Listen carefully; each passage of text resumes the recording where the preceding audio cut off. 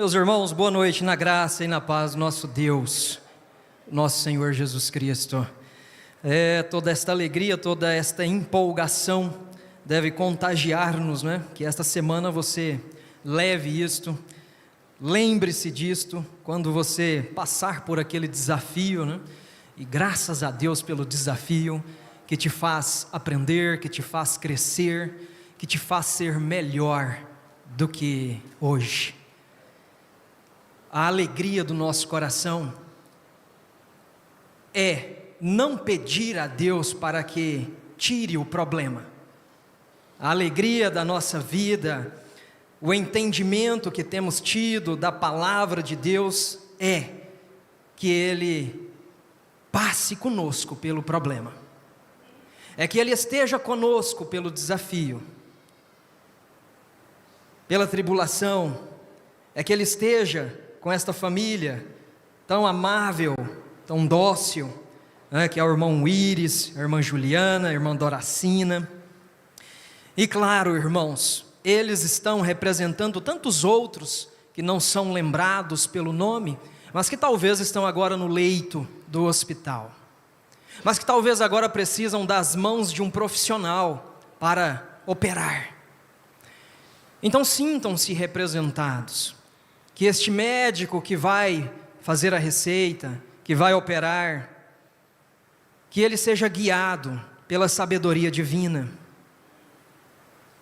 Um médico que teme a Deus, que carrega o nome de Jesus em seu coração. Mas agora assim diz o Senhor, aquele que criou, ó Jacó, aquele que te criou, ó Jacó, aquele que o formou, ó Israel, não tema, pois eu o resgatei, eu o chamei pelo nome, você é meu. Isaías vai nos lembrar disso, no capítulo 43, ao escrever as palavras que recebia de Deus, e ele vai dizer: não tema, pois eu o resgatei, eu o chamei pelo nome, você é meu, quando você atravessar as águas eu estarei com você. Agora eu estou prestando atenção na letra do hino que acabamos de cantar. Oh, Deus seja louvado. Eu digo isso, irmãos, porque nós que trabalhamos nos bastidores, muitas vezes perdemos muitas palavras, perdemos, né, o contexto dos acontecimentos. Depois a gente assiste de novo. Temos que estar focados. E eu tinha separado aqui as escrituras e foi cantado o hino, né? A gente fala assim, coincidências, vindicações, mas sabe de uma coisa? O que a gente tem vivido, irmãos, realmente, o que a gente tem vivido é uma guerra espiritual. Pessoas que querem viver pelo ilusório, abandonando a realidade das coisas. Mas um outro extremo é querer viver demais a realidade das coisas e abandonar o sobrenatural. Onde está o equilíbrio, né? Onde está de fato aquilo que Deus opera em nossas vidas, aquilo que nós buscamos constantemente? Senhor, deixa-me ter uma experiência contigo. Se isso é verdade, por tantos anos eu busquei, mas até hoje eu não tive sucesso. Sabe aquela experiência de Jacó, no vale de Jaboque? Eu comentava com a minha esposa, talvez foi a única na vida dele, mas foi a necessária, foi aquela que mudou para sempre a vida de Jacó. Talvez vamos ter uma experiência em nossas vidas, mas é a única oportunidade para sermos transformados de fato. E se perdermos essa oportunidade, gente, a oportunidade de celebrar, a oportunidade de dizer assim, como Deus age em nossas vidas. Isso vai acontecer quando você largar a sua ideologia de mundo, achar que aquilo que é ilusório realmente é o que acontece. Quando você deixar isso de lado e disser assim: Senhor, deixa-me ver a tua operação, deixa-me ver qual é a tua vontade. Então ele continua dizendo: quando você atravessar as águas, eu estarei com você. Quando você atravessar os rios, eles não o encobrirão. Quando você andar através do fogo, você não se queimará, as chamas não o deixarão em brasas. Foi um homem que talvez viveu seus 70, 80 anos. Quem disse isso? Não. Mas ele recebeu de Deus esta palavra para deixar para nós. E é por isso mesmo que tudo que vamos fazer, nós temos a nossa estrutura, nós temos o nosso livro que rege a nossa fé, que é unicamente a Bíblia. É dela que extraímos todas as coisas. É dela que tiramos realmente aquele fôlego. É dela que nós entendemos, gente, da palavra de Deus, que tem momentos que nós vamos passar por situações que você vai buscar um hino, sabe, você vai buscar uma música para você ouvir, e você não vai se acalmar, você vai buscar conversar com alguém, para tirar este peso, para tirar este fardo, esta opressão, isso que parece que tem alguma coisa assim segurando o seu pescoço, e você não encontra quem pode te dar ouvidos. Mas aí quando você pega a Bíblia, e quando você lê um verso, com o coração quebrantado, como sendo o último fôlego, parece que algo inunda o seu ser. Sabe, eu busco isso. Por isso que quando nós falamos do nosso testemunho, quando nós vemos irmãos fazerem o que estão fazendo lá no Distrito Federal, e você pode ver assim e falar: puxa, mas o que está acontecendo com essa pessoa? Que ela decide entregar aquilo que ela tem, que ela construiu com o suor dela, e ela põe confiança na obra e no ministério, pega as chaves e entrega, e diz assim: está aqui, que este lugar sirva para que Deus opere nessa região. O que é que faz isso dentro de uma pessoa, gente?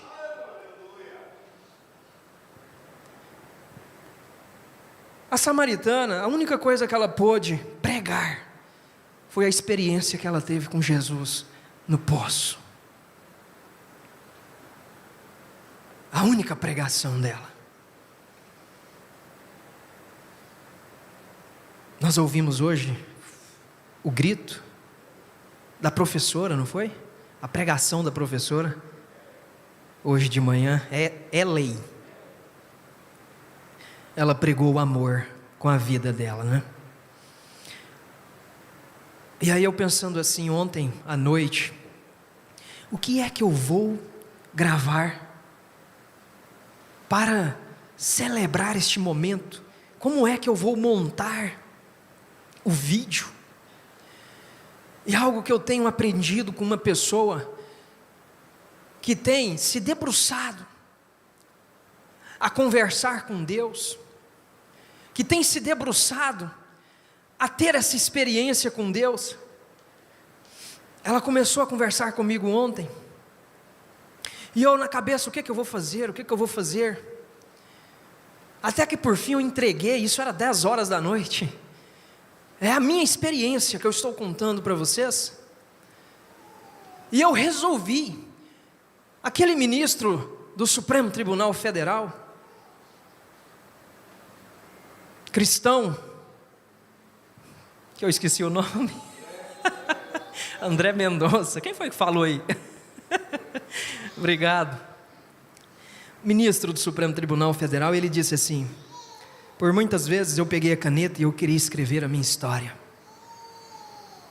Por muitas vezes nós queremos tomar o controle e queremos fazer as coisas acontecerem do nosso jeito, quando Deus, na verdade, Ele está escrevendo para você, e Ele só quer que você caminhe, e deixe Ele estar com você. E aí ontem eu simplesmente disse assim: tudo bem, não vou pensar nisso, Deus, mas eu vou ouvir a história que essa pessoa está me contando.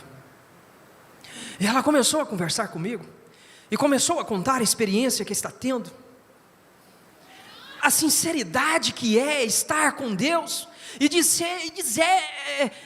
dizer assim para eles: Senhor, Pai, eu não estou dando conta de fazer desse jeito, mas eu não quero desistir, eu quero continuar. Sabe, às vezes a única coisa que Deus quer é a tua disponibilidade para conversar com Ele.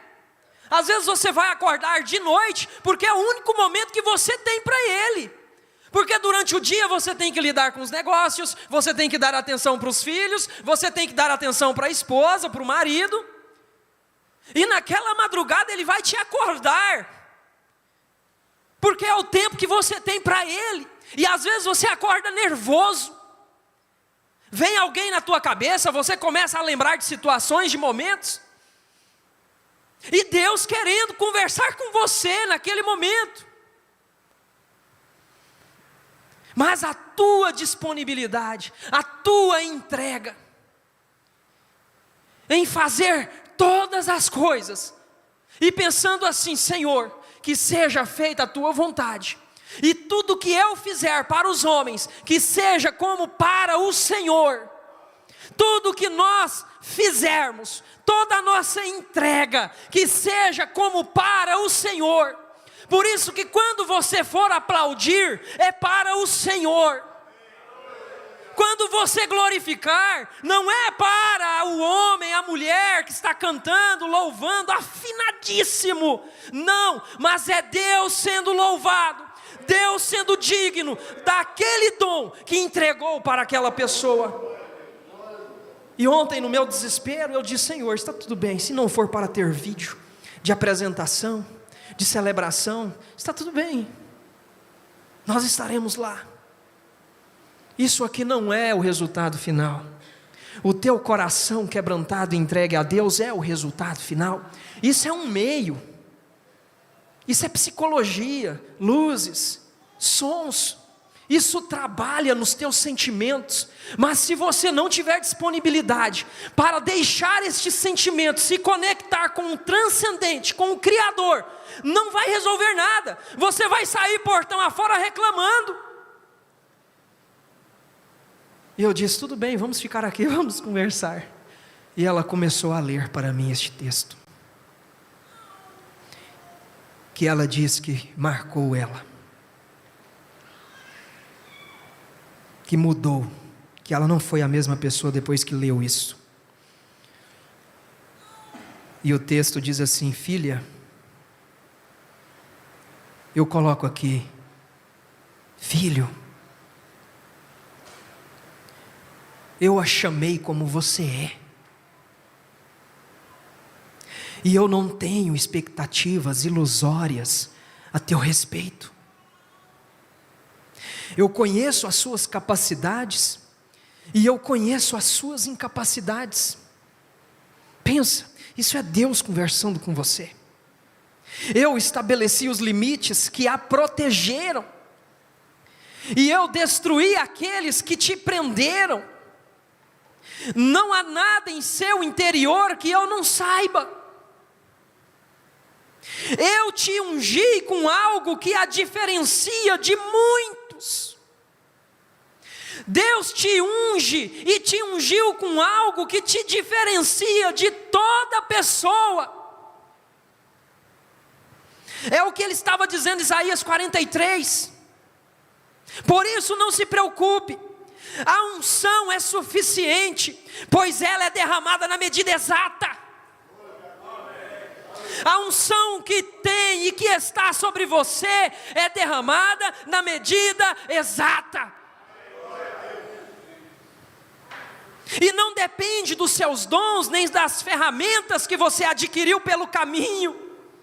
não depende das ferramentas que nós vamos adquirindo pelo caminho, porque a unção é suficiente, a unção basta, e ela é sob medida para esta hora.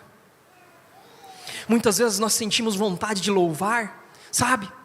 Mas nós nos preocupamos com quem está do nosso lado, se nós vamos incomodar a pessoa, se fulano vai olhar para mim. Por esse motivo, filho, vença a tentação de querer usufruir das unções que já derramei em outras pessoas. Vença essa tentação que eu derramei, da unção que eu derramei em outras pessoas, em outras estações, em outras épocas. Vença essa tentação e não deixe de agradecer pelo que eu realizei em sua vida no passado, pois os meus atos foram pontuais e precisos. Olhe para mim, caminhe comigo. Esta semana, olhe para Ele, caminhe com Ele. Não desperdice a unção que eu derramei sobre você. Enquanto eu te chamo e te escolho, escolha a mim também. Esta é a tarefa que lhe cabe, esta é a sua porção, e essa é a melhor parte. Escolha a mim. Deus está nos dizendo: quando eu não estiver falando, cale-se e desfrute do silêncio, pois o silêncio ensina e faz amadurecer. Entretanto, quando eu falar, ouça. Se eu bater a porta, você ouvirá a minha voz, ou você ouvirá a minha voz quando eu bater a porta. Você quer que eu esteja com você? Você está me buscando, mas será que quando eu bater a porta, você vai ouvir? Deus nos diz: apenas esteja atento aos meus comandos, ande conforme os meus passos, deixe-se aperfeiçoar durante a trajetória, e permaneça do meu lado. Por isso, filha, filho, confie em mim, confie, permaneça. E eu simplesmente disse: está tudo bem. O domingo chegou, e nós nesta grande expectativa, e os nossos corações queimando para fazer isso acontecer, e nós fizemos acontecer. Aquilo que parecia impossível, agora está diante dos nossos olhos, e você pode olhar para trás desde quando você começou, desde quando você simplesmente disse assim às vezes para sua esposa: tudo bem, eu vou te acompanhar naquela reunião do G100 que você aí quer ir, tudo bem, se você quer, se você estará bem, se sentirá bem, eu vou com você. E desde então você tem ficado inquieto, desde quando os mínimos detalhes têm acontecido na sua vida, e você parece que quer ignorar, mas vez ou outra aquilo bate na tua consciência. Por que você não fala: Senhor, eis-me aqui, está tudo bem? E quando foi hoje, 13 horas, ok, vamos começar o roteiro, vamos começar a fazer, vamos desenvolver, vamos fazer acontecer, porque Deus merece, porque Deus tem que ser louvado, porque isso você vai carregar para a tua vida. E qualquer pessoa que cruzar o seu caminho, como aquela mulher samaritana, esse fogo que está queimando dentro de você vai ter que se manifestar. A unção que Ele te deu vai contagiar toda pessoa que cruzar o seu caminho, porque você tem recebido essa missão. Como discípulo de Jesus Cristo, você tem recebido a missão de proclamar o amor dEle, e de dizer para Ele: eu carrego Cristo dentro de mim. E é leve, gente, é leve, porque quem está carregando o jugo, quem está carregando a perseguição, é Ele. Parece que você quer ajudar Jesus a carregar o seu jugo, mas está tudo sobre Ele. E Ele só pede que nós caminhemos com Ele. Em nome de Jesus Cristo, que a tua semana seja abençoada, que você seja fonte de bênção onde você passar. Amém.